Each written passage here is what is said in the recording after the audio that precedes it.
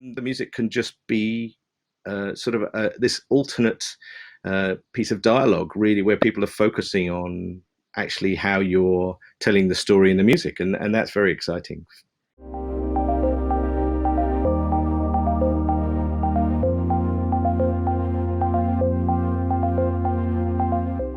Hello, and welcome to our Cannes Film Festival keynote. I'm Jon BURLINGAME, an American journalist who specializes in film music, especially for the trade paper Variety. My guests today are two of the world's most respected and sought-after composers in film. Alexandre Desplat, composer of more than 100 scores, including The Queen, The King's Speech, Argo, The Imitation Game, Little Women, and two for which he has won Academy Awards, The Grand Budapest Hotel and The Shape of Water. And London-born Jon Powell, whose 60 scores include the Oscar-nominated How to Train Your Dragon and its two sequels, the Grammy-nominated Happy Feet, Solo, A Star Wars Story, and Ferdinand, and the Bourne Identity and Kung Fu Panda films, and many others, both animated and live action. They are joining us from their studios in Paris and Los Angeles, respectively. Welcome to you both. So I'd like to ask both of you how the two of you are doing now that we are 3 months into this lockdown phase of not leaving our homes or studios. Alexandra, I'll ask you first. Well, it's been, of course, painful to feel that most of my friends, musicians, artists couldn't express themselves publicly, and then that it's been very difficult, and it's hard for everybody in the industry, in the theaters and cinema, to survive for the last 3 months, and we fear that it would be difficult for the weeks to come. I've been very lucky because the movie I was meant to start with was actually just finished from being edited in Los Angeles, George Clooney's new film. And I was able to start right away. As the shutdown started, I started working with George remotely, sadly. So I've been actually quite lucky. And Jon Powell, what about you since the lockdown happened? How have you managed, and what, if anything, are you working on? Well, I just finished a film in sort of early February. Everything was done on Call of the Wild, and I was looking forward to a break. So I hadn't planned anything to work on for a while. So it in a way it coordinated with my a holiday. And I'm sure it's the same for Alexandre. The great thing about being a composer, which was a decision we probably made a long time ago before we could have ever imagined this would happen, is that we would do a job where the economics of which meant we could sit around on our asses and enjoy the fruits of our labors in royalties. So, we have none of the economic stress that the rest of the world has had. It's a very lucky position to be in. This hour is launching the festival's in-depth look at film music. So I might start by asking what goes into your decision-making about whether to do a specific film. Does it have to do with the subject matter, with the director, or perhaps what the musical potential of the film might be? First to you, Alexandre. I think it's a real combination of several things. It's the subject, the script, the director, the cast, the producers, and the timing. And when these elements are really coming together, then it seems to be the right choice to do and the right movie to pick. Right or wrong, it's a decision you have to make at some point, and you hope that the movie will be a masterpiece each time. Although that, I guess, depends on circumstances. What about you, Mr. Powell? Yeah, I used to have this kind of formula which I would speak about, which was director over star times by script, or script divided by star plus director. And those three elements, you can have a really bad script with the right director and the right star. You can have a terrible star as long as you've got the right director and a brilliant script. And any three combinations of those things, that's what I thought used to be the case. I've since discovered that, and it's been proved to me over and over again, that's really not the case. You can have three quite brilliant things, all add up to be a piece of rubbish. So.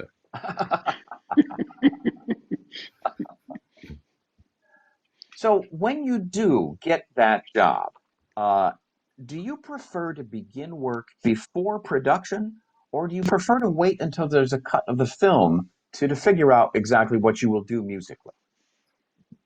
Alexandre, to you. I always chose to be a film composer because I was composing for a film, not for a script. I'm not a script composer, I'm a film composer, which means that my brain is excited by the images, all these moving elements that are in front of me, and the beauty of the photography, the actors, all these things that make a film what it is. And I'd rather wait until the movie is in front of me to start. Because you can have hundreds of great ideas before and be a genius, but when the movie comes along, it decides for you what is right or wrong. How about you, Jon? Yeah, I must say I completely concur with that, because I've tried a couple of times to write music tips, and they are very different films from the film that gets made. So you end up writing the score twice, at least twice. And I was just before we were on air, I was saying to Alexandre, out of all the films I've ever done, I don't think I've ever done one that was ever finished when I finished. There was one, actually. There was one where it was locked and everything was finished, and that's the only time in my whole career that there was a score written to a finished film. Everything else is always moving under you. So even to after the scoring's finished, everything. So the idea that the film knows what it is until the very end is an important thing to think about, which is that the distance between the script and the finished movie is why you're involved. It's the script is not the film, and the finished movie is something that you can have an influence on. You cannot have an influence on the script. Do you as a composer have any say in the music budget? Or do those discussions come after you have figured out what a film actually needs? Or is that something you're more or less stuck with when you sign on? First to you, Jon. Yeah, that's a difficult one. I think the studio music departments certainly have a formula as to how much they should assign to any movie, and it really is basic. It's basic. It's what percentage of the overall budget that the film has got can we hold for the music? And there's various things they're going to take into consideration. If they're going to buy Rolling Stones songs, then they're going to need a very cheap composer, because all of their budget's gone on those. And it really depends on what the film is, of course, as to what it really needs and who it needs, and whether it needs an orchestra or a small ensemble or just synths. That should be told to us by the film itself, but it actually is worked out normally before. I've found it to be the case that it is normally worked out just when the producer gets a green light. They get a green light, they get a budget of, I don't know, 2 million, 20 million, 200 million. And then the music budget is 1%, 1.5% of that, or whatever, So, but actually, I mean, Alexandre has done a lot of much more varied films, perhaps, than I have. A lot of films probably where you're, correct me if I'm wrong, you're on one of those kind of, you're lucky if you get any money, mate, kind of films. You mean I'm a cheap composer? I mean, it could be that I am just extremely a giant princess and won't do cheap ones. I'm not sure, but actually, I'm really never offered them, and maybe I don't know, maybe I give off the stink of I'm too, I'm expensive. I'm going to cost a lot of money. I'm not sure. I don't mean to, but No, I think it's the fact that I was trained doing very small French movies for many years, where the budgets were very low. So I was told what the budget was, and it was nothing to do with 1%. It could be 0.01% of the budget of really, the film. jeez, Yeah, yeah, it could be very, very, very small. You'd have to deal with it and find solutions, whether record with a string trio or whatever it was, or I would play many instruments. And so I must say, it's very different from the indie movies that you can do in England or in Europe in general, and the studio movies in America. That's the main difference, I must say, where the budget is exponential. It's so different. There's nothing to compare. I've had producers telling me when I was sending them a lineup of a string orchestra, telling me, "Oh, you have to cut down the violins," and you explain that you can't because it's a matter of balance between the sections. But he would ask to cut down two or three violins just as which it's sometimes. I've been lucky so far. Actually, no, 2 years ago, there's a producer who had no money for the score at all, which was interesting. Interesting conversation with him. To follow on that, interesting. I'm always curious to know how often is the composer made to feel that they are part of the filmmaking team, that the composer is a respected fellow artist. Alexandre, first to you. I must say that if I go back to my conversations with Georges Delerue, that you know very well, John, and Maurice Jarre, I dreamed of coming to America, and they confirmed what I thought because I was already starting to write scores here in Europe. That in America, the composer was respected as an important step into the construction of the film, of the movie. While in France, it's important, but comes at the last minute. Oh, there's no more money for the score. We've used the money for the money that was somewhere on the shelf for the score is gone. We've used it for something else, for the catering, for the car rentals, and it was like that 40 years ago, or 30 years ago, and 20 years ago, and it still happens a few times around here. So yes, that's the main thing that I think was also a great joy when I started working in America, is that moment that is so part of the structure of the film, that the score has to be recorded and the composer respected and his team respected and the orchestra, and it's an important moment of the making of the film. Jon, what's your experience been like? I mean, some of the first things I ever did in Los Angeles were, I think, a picture of what would continue for me. I ended up helping out Hans Zimmer, who I knew from doing jingles in London, on a film. He asked me to come in and help him on a film, and it was with Terrence Malick was the producer. It's a little tiny film called Endurance, about a long distance runner from Ethiopia. And Terrence Malick didn't know me, and I was very nervous to meet him.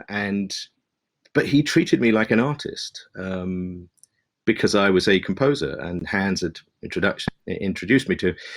And it was amazing. I thought, is this what Hollywood will be like? And then, kind of very close to that, the other things that I was doing at the time was working with Hans as well on Prince of Egypt with Jeffrey Katzenberg, who I love dearly. And he just has a very different approach to dealing with composers. He's a wonderful, faithful, and understanding filmmaker who is also a very, very good businessman. And he just doesn't want to, treat you with delicacy in any way. I mean, he just wants you to understand that we need a job done.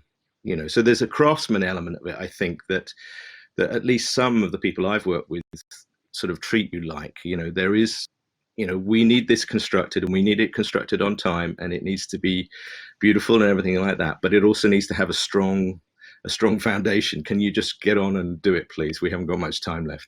And then there's other people who definitely are more inspirational, and a mixture of both is probably that kind of pragmatic art that I think Hollywood, at its best, it really is. Music can be difficult to talk about. Can you talk about what the range of experiences that you have had with directors have been like, figuring out what they really want? I sometimes wonder, as a composer, do you also have to be a psychologist? Jon, why don't you take that first? Yes, I mean, I've found that, I think somebody told me that, that the hardest thing for a director can be getting to the music. Everything else, they feel they have a lot more understanding of how it's done. In fact, some of them have done every other aspect of their filmmaking, obviously from writing scripts to some are acting in it, some are cinematographers and editors. They know a lot about costume, and they know a lot about design and everything, every detail. And then they get to the music, and really the hard thing is they only have words to describe music, which is obviously, music exists so that we don't have to use words. So it gets complicated then for them, I think, and it's our job, I think, as composers is very much to translate the language of music for them, and put them at ease, and make them feel that they have an ally who will really try and find this ethereal and difficult to grasp part of the construction of the movie, and at least experiment and explore and search for the right voice for the movie. Alexandre, talk a little bit about your range of experiences with communicating with directors. Yeah, you have to build bridges. You have to be a diplomat. You have to have a very good hearing. You have to hear and understand what the director wants. And that's sometimes very tricky, because not being a musician, he tries to give you guidelines which are sometimes mysterious to grasp. So you have to be like a medium. You have to really, like how do you say, a card reader. Kind of a mind reader. Yeah, exactly.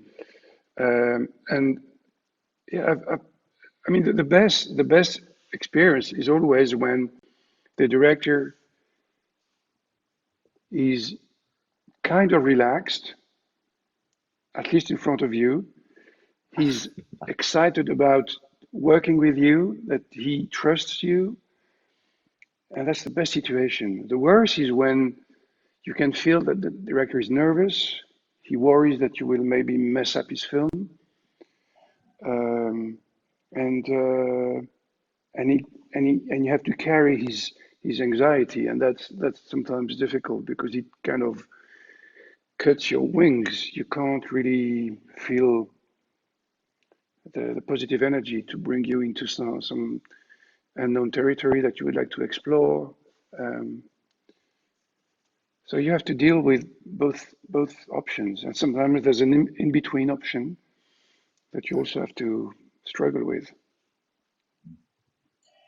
I've also always wanted to ask the both of you, have there been times when a director is so nervous about his film that he expects you to fix it?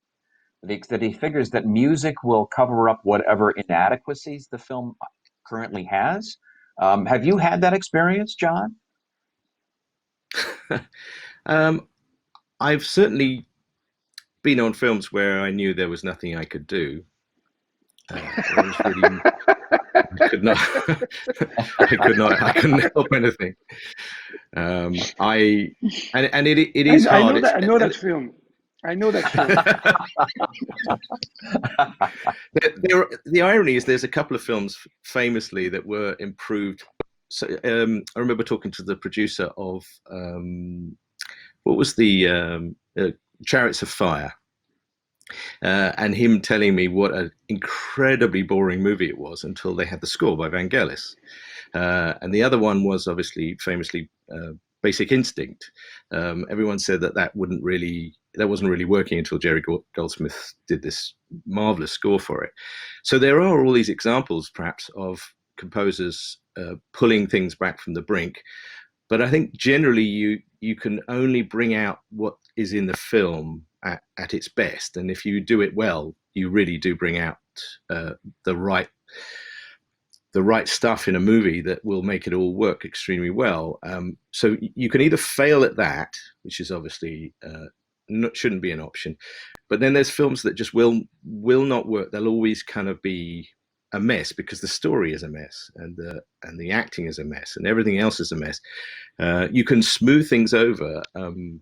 I mean, I always call it, I sort of grease the rails.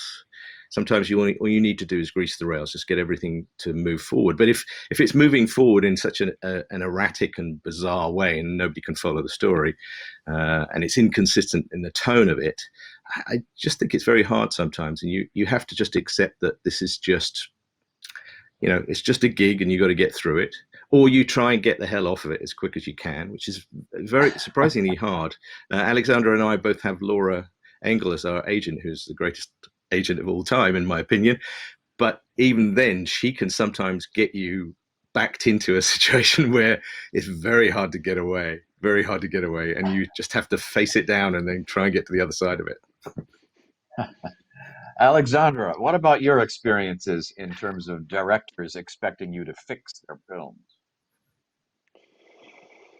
I think a director would never say that. He would never say that his film needs to be fixed. But as Jon just said, if there's not this little thread that you can pull and expand with the music, if the film doesn't have that because the start did not align when the movie was made for all these various reasons, the script, the actors, the moment, the director, the pace, the editing, all these elements, it's very difficult to make a good movie. If it was easy, there would only be great masterpieces. But it's unfortunately, it's rare, and there's rare masterpieces, some very good movies, very few, some good movies, and a lot of not that good movies. So when you face a movie, even by a great director that you've worked with, and this new film is not as good, you have to deal with it and find a way to not only serve the film but serve the music, because you know that you'll be facing an orchestra in a few weeks, and you can't come to the podium with just a piece of crap. You can't do that. You have to be respected by the musician. You have to respect them too. It's both ways. So I guess what I try to do is focus on the music more than on the film, if the film is not satisfying enough. When films are in the editing stage, very often temporary music is added to them. I suspect sometimes even before the composer is hired. When you start working on a film, how often do you have influence over the temporary music that goes into the picture? Alexander, you first. I have none, and I don't want to have any. I think there are two problems that we can raise with the temp tracks. I understand the use of it. I understand why, blah blah blah, screenings, etc. Problem number one: the director, the producers start to be in love with the temp music because they've edited to it, and it becomes Pavlovian. They hear the image and the pic and the music are so interwoven at some point that when you take away the music, it seems bare and strange. And any music that you try and interwoven with it, new score that you write, it's never satisfying for the director. The second aspect, which is difficult and more difficult, I think, is that when you have a spotting session, in the past, when you had a spotting session, you would come to the editing room and you would go through the film with the director and the editor, and you would talk and decide where you would use the music.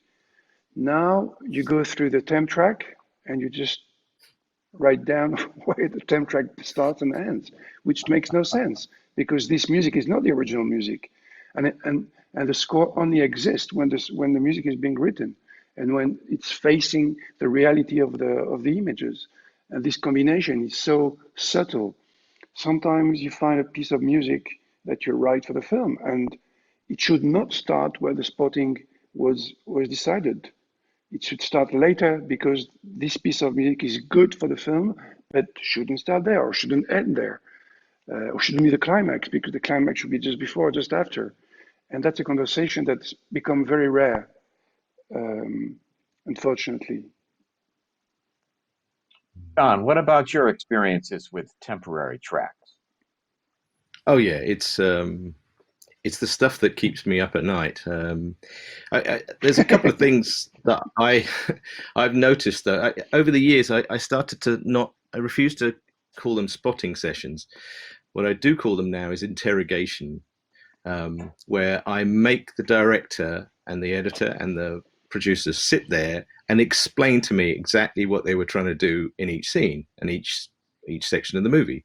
And we never listen to the temp music. I know it's there, and I try and have my first experience of the film without the temp music, so at least I've got a fresh canvas. Now that all sounds great, and one of the my most successful goes at asking filmmakers to not listen to the temp and to give me the respect as a composer that I was due was on How to Train Your Dragon 2. I'd had a very bad experience on Kung Fu Panda 2 with the temp, and so when we came to Dragons 2, I said to Dean, I said, please just temp it with anything, but don't temp it with the first movie, because otherwise you'll get stuck into things that you like the music and then I won't be able to pick it because it will be thematically, it won't make any sense to me as the composer because the themes will be in the wrong places, and it's just it's going to be a nightmare. So how about you temp it with something completely different? And he promised,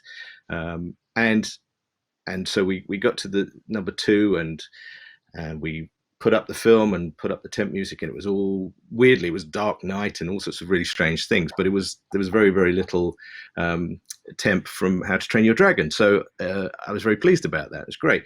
And it was only last year I was doing an interview with Dean, and we were drinking a lot. We were quite drunk on this interview, that he admitted to me that they'd made 2 temp tracks. They'd made one for themselves, which was all How to Train Your Dragon 1, and then one for me to sort of throw me off the scent. So I'm an idiot. What can I say? All right, shifting gears now to a somewhat different subject. Can you talk about the differences in recording in Europe versus recording in America? People always want to know why these choices are made, and one wonders if they are more business oriented or more creatively oriented. Alexandre, could you talk about that?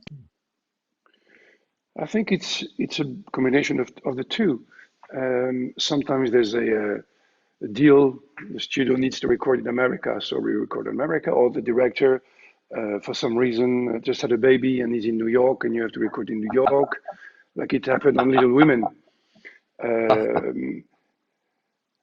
But, directors from America, they love to come to Paris or to London. They love that. And there's a great musical scene in London, great studios, fantastic sound engineers. Now, sometimes in a score, you need to use certain type of musicians that you can only find here or there. In that case, I'd record them in Paris and or in London, and then finish the score in America, or the other way around. The other aspect is that, for example, in Paris, slowly but surely, since the 90s, studios have shut down, large studios, and so less big orchestra recordings, less trained musicians, freelance recording musicians, and it's become difficult to have a big orchestra in Paris. We were lucky when I did a Luc Besson film 2 years ago to record at Maison de la Radio, Radio France with l'Orchestre National de France. But if we had not recorded there would be no way we could have recorded it live. There's no studio anymore. We can't. We don't have an Abbey Road here, or Warner Brothers stage, or a Sony stage like we have in America. That's one of the main issues. Aside from that, the musicians are fantastic. There's a great bunch of musicians in Paris, in London, in New York, in Los Angeles that I can trust and I can record with easily.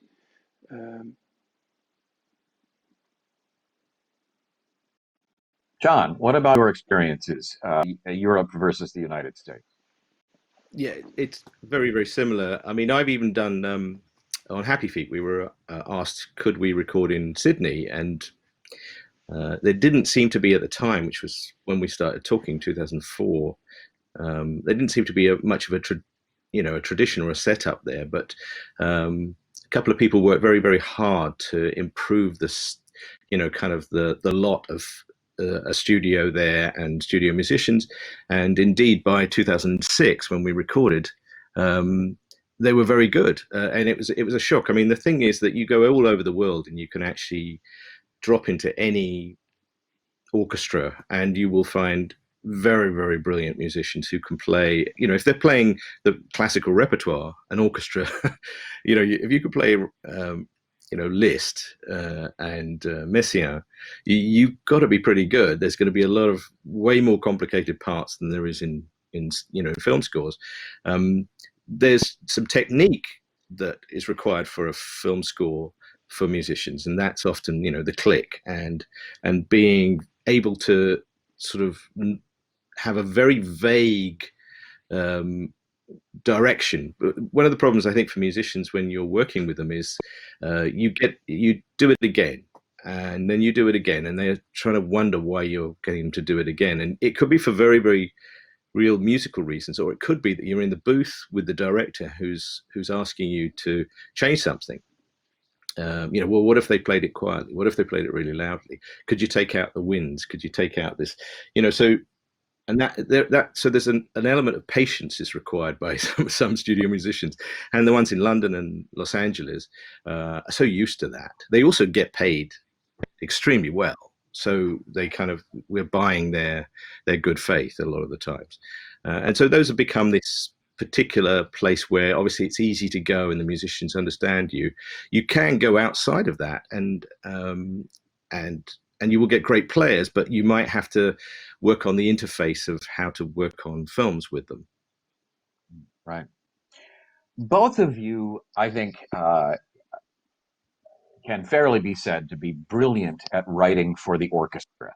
And what I want to know is the traditional orchestra still the best way to convey emotion in a dramatic narrative? Alexandre?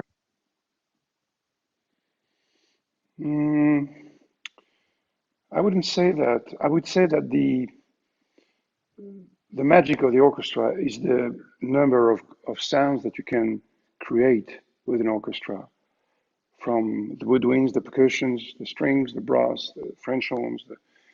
All these elements are, each of them is a treasure that you can put your hand into and bring out a gem that you will assemble with another gem. That being said, the great thing about film music is that you don't have to have the classical lineup of an orchestra. You can do anything because you have microphones. And so you can have, as in Shape of Water, 12 flutes, but you will hear them very clearly because they will be mic'd. Or you can have just strings and an electric cello playing on top of it. But because the electric cello is plugged into a console, or an amp, you can hear it over the strings. So I think what excited me a lot when I was starting to fall in love with film scores, that they were very different. Yes, there could be this full orchestra sound, which was so strong, but you could combine that with many other options. And I like playing with that a lot. I like to have, to disassemble the orchestra, no bassoons or no oboes or no flutes or just the strings and or no brass or you can experiment anything you want because you record and the sound will always cut through. While in a concert room, you can't do that easily. Jon, what about your thinking about the use of the orchestra as the best way to convey emotion in drama? Well, there's a lot of things about the orchestra that are sort of part of a social, a social textbook that we've all learned.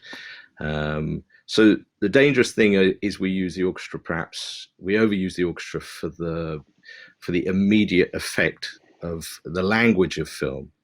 And particularly, I think one of the things about big orchestras, is they kind of make films look more expensive sometimes. So you can kind of you can push the budget of a movie by using a very expensive sound, whereas if you just used 3 accordions for a big galactic kind of Please don't. sort of battle. I'm going to take that's now my now my raison d'être is now to try and do 3 accordions in space. But it is true. If you think of Paris, Texas, the Wim Wenders, that's just a slide guitar, and that's an amazing emotion for the imagery and for the characters. So it has to be right for the film. But yes, the orchestras are such a wonderful thing to play with. I mean, we're composers, we didn't get into this for, I don't know, for any other reason really, other than we were absolutely fascinated by the sound of music, and the orchestra is just such a glorious place to play. I can't believe my luck when I do get to play with an orchestra. So. Alexandre, the French Dispatch is an official selection of the festival, and I believe your 5th film with director Wes Anderson. Can you preview the film for us and tell us a little bit about your score? It's always difficult to talk about our collaboration with Wes because it's full of surprises and mysteries and it's so unpredictable when we start working together of where we will be ending musically. I remember when I first read the script of the French Dispatch that I said to Wes that the story was very Dada, from the Dadaists, and he agreed on that. And then because of that first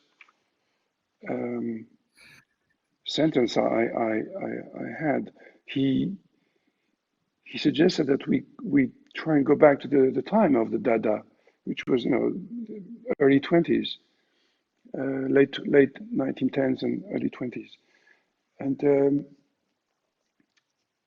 so I tried to write a score that was of that era, with a bit of surrealism, nonsense, discontinuity, a lot of piano solo. It's quite strange.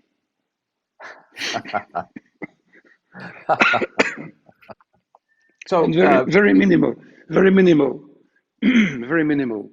It's not a huge orchestra. It's colors and moments of instruments coming in, coming out, disappearing. It's not a big film score. So to stay with that theme for a moment, you indicated that you're currently working on the George Clooney film, Midnight Sky, I believe it's called. But aren't you also involved with Guillermo del Toro's upcoming Pinocchio? Absolutely, yes, I am. We started a few months ago to write the songs together, because it's it's a stop motion movie with little puppets like in Wes's Mr. Fox or I Love Dogs. And there was this desire by Guillermo to have songs. So we have been working hard with Guillermo. He's a co-writer and a songwriter friend of mine, Katz. And we have written a bunch of songs for the characters. And we've recorded the voices already with a great cast. And the score will come, of course, in a little while now, in a year maybe, when the stop motion will be completed. Sticking with what you're working on and winding up, Jon, your latest film, Call of the Wild, opened in February, just as the coronavirus was starting to terrorize the world. Are you working on anything now, perhaps not film related, but perhaps in the concert world? Jon, are you suggesting that Call of the Wild created the coronavirus? I mean, I take great exception to that. The coincidence. About the phraseology there. Coincidence. Yeah, no, I must admit I'm not on any films at all at the moment, and being quite lazy, because I did have a bunch of things that I was going to try and get done and record in the summer in London, but of course that got cancelled. So I'm supposed to be fixing up an opera that my friend Gavin Greenaway and Michael Petrie and I did 25 years ago. So we're rewriting it and doing a recording of that. I've got a couple of pieces that I'm working on for orchestra, and one of which I performed last year. We need to record that. We finished some other pieces. I'm just trying to collect up things to do when I can come out of this and get to an orchestra. They are mainly orchestral pieces. One of them is based on the music of Hildegard von Bingen. So, and my girlfriend Holly has been singing all of those parts, and we're trying to do the opera stuff here as the demo voices. Record those here as well. The things I can do with one person. So I even did a piece for solo viola for somebody in Berlin for an album. And of course I couldn't manage just a solo viola, so I ended up with 9 viola parts. I couldn't bear it. I just, how can I do this? And it was solo viola. So in the studios in Hollywood, whenever there's a solo viola, everybody looks at each other and goes, "Who died in the film?" So I did a piece for 9 viola parts, which is called "A Perfect Time for Spring Cleaning." And it's just 3.5 minutes of silliness. So, Alexandre, you also unveiled a new opera last year. Curious to know why you feel it's important to work away from film, but still in music. Well, sometimes you read a novel, a story, a short story, something that resonates in you for a while. And it resonates for so long that it starts to be musical, and you feel that maybe you could do something with that, and not just a film, but maybe you could try and take chances and put yourself in danger in writing for something else, not just images. And with Solre, my partner, we had this passion for this short story by Kawabata called Silence. We both really fell in love with it, and it seemed the right moment and the right size also, because it's a very minimal piece, very beautiful, only 10 musicians, 2 singers, 1 narrator, something, that's not a big, huge opera that would frighten you and frighten the audience at the same time. And we played it in Japan. We showed it in Kyoto and in Yokohama just before the COVID started. So we were very lucky to play it over there with great pleasure and success. Could the two of you talk about scheduling and timing? Jon, you seem to average about 1 film a year. Alexandre, sometimes you do as many as 4 or 5. what determines how often you work in film, and is it difficult to juggle schedules? Alexander, why don't you begin with that? Well, I do try to have chunks of time dedicated to one film. I can't stand having overlapping projects. That's too hard because I'm here by myself, in this studio, and every note is composed here by myself, and I can't just deal with several projects. So I make sure that we have a few weeks for one project. Some movies, that they will be quicker to write than others because the size of the film, because the size of the orchestra, because the amount of music you have to write. Um, and but the hours I spend in my studio are quite the same. However, I do spend from 15 to 18 hours a day in my studio. That's what I do. I'm a bit stupid about that. I'm a bit stuck. Jon, what about you? Yeah, it's. I mean, Alexander jokes about that, but at a certain point, I got really tired. I just got really, really tired. It's exhausting. I find it exhausting. So, you know, financially, fortunately, because of royalties, I was able to say to myself, do I really need to? There's all these interesting projects, but I think I need to sort of slow down and just give myself a bit of a chance to enjoy a few other things other than what is a wonderful job. I don't want people to think it's not a tough job physically. It can be a tough job emotionally, but even so, I was getting very, very tired. So to change to just one a year, so that I could spend a lot of time on things, and I could, admittedly, I wasted a lot of time, but it allows me to sort of relax into it a little bit more. And obviously, the last 4 weeks are always hell. If I was doing four a year, it would always feel like the last 4 weeks, though. I felt for a while like there was about 10 years I felt like I did at school when I was owed homework. There was I had all this homework building up, and it was never no I'd never cleared myself of all the things that I owed people. I was always being waited. People were waiting for me to finish something all the time, and the stress of that was just enormous. And so, I mean, I think I might go back to a few more than one a year, but at the moment, it's been a very nice sort of chance to just relax a little bit and enjoy when I did write. I mean, that's the thing, is that when I get a little bit of a break from it like that, and I go back to writing, I find myself much more, interested in what I'm trying to do. I'd like to ask both of you what inspires you, both musically and perhaps film-wise. And perhaps it's old films, perhaps it's old music, perhaps it's classical music. Alexander, what are your inspirations? I don't know. Frankly, I don't know. I know what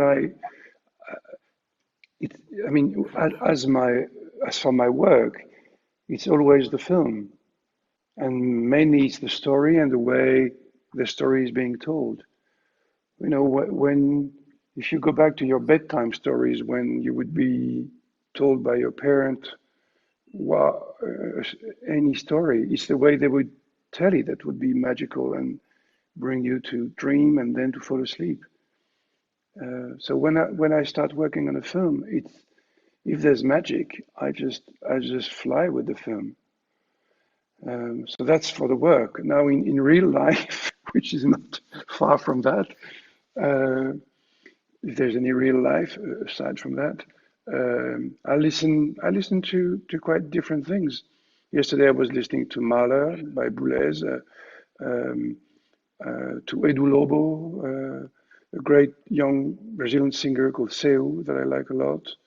Um, Bill Evans always, once in a while, and uh, and Mozart. That keeps me rolling. How about you, Jon? Talk a little bit about your inspiration. inspirations, perhaps musically, perhaps in terms of literary works?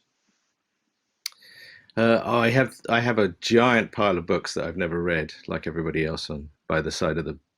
So I've read all the forewords and half the first chapter. I now have I now am officially sort of basically illiterate. I think I can't read a book the way I could do even 20 years ago. So it doesn't really come from that. I think it just comes from, yeah, it's always coming. A lot of inspiration does come from listening to other people's music, I must admit. And for instance, I mean, I've heard Symphony Number 5 by Vaughan Williams many times, and I've always loved it. And I recently tried taking some cannabis, and I'm not a big drug user, but I tried taking some pretty strong cannabis, and then I listened again to it. I thought, oh, this would be interesting, whether or not it changes. And I got, I think it's the second or third movement, the Romancer, which is one of the most beautiful pieces ever written. He didn't even write it for the symphony. He was trying to get it into an opera. Bits of it were written for an opera that never got done. And I've heard it and I've found it very emotional before, but but I must have, it cued something on, you know, I'd taken some edibles, and I listened to it again, and I was absolutely uncontrollable. In the emotion was so intense. I after that, I literally couldn't listen to any sad music for about another 6 weeks. It was just too much. It nearly broke me. It really did. So I have to be careful now about weed and music, because it's the wrong piece of music on weed. It's just too much. Alexandre, do you have any comparable experience? No, but about the books, John, you know they make recording of books now. So in your car when driving in LA, you can listen to books. You know, you don't have to read them. This is true. Got you. Okay, shifting to another subject, perhaps more serious. Not that that's not serious. There's a great deal of film music now being done in the concert hall, but it's in a live-to-picture format. And frankly, a great many orchestras are making a great deal of money now doing this. And I wonder what your thinking is about the live picture concert trend now, and whether you think it's actually bringing more respect to your art form. Alexandre? Definitely. Anything that can bring the scores out of the picture and make it to sing and ring into the ears of the audience without, you know, the constraint of a DVD. It's fantastic, I think. And you know, there's something, we were talking about the orchestra, the symphonic orchestra earlier with John.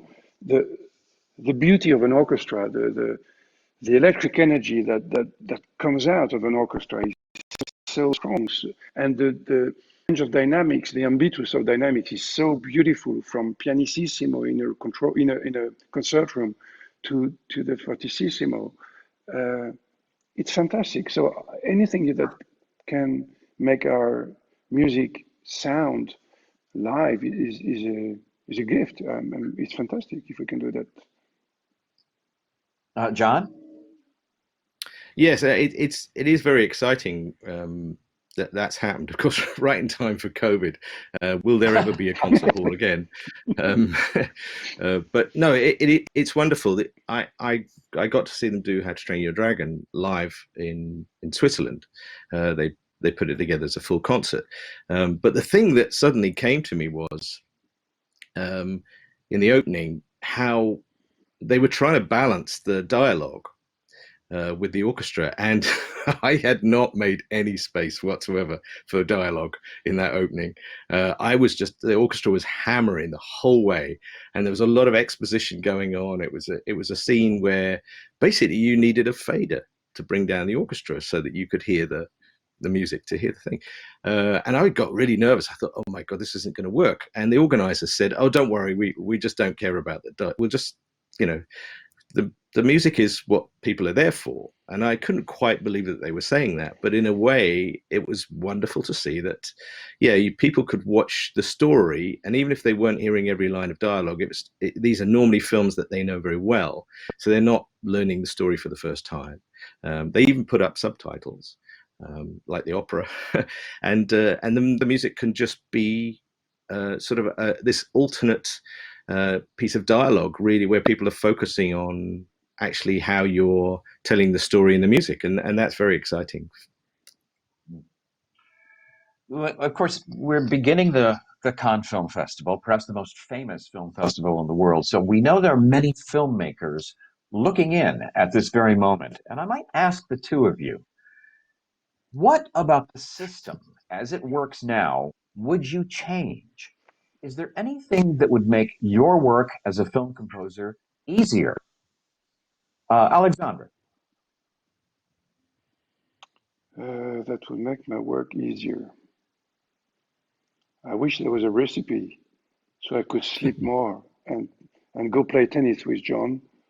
I don't know. Frankly, no. I think we went through a few issues that we have, like with the temp track, the spotting sessions, all these kind of technical things. But aside from that,